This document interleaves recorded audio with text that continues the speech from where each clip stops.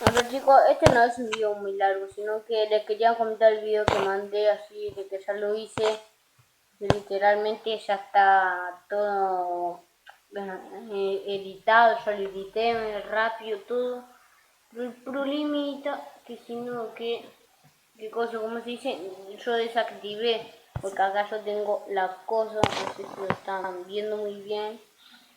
Tengo el video marker que captura la pantalla y desactiva el sonido, o sea, literalmente what the fuck.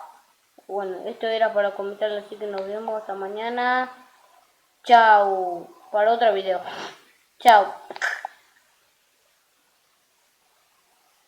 Se la concha,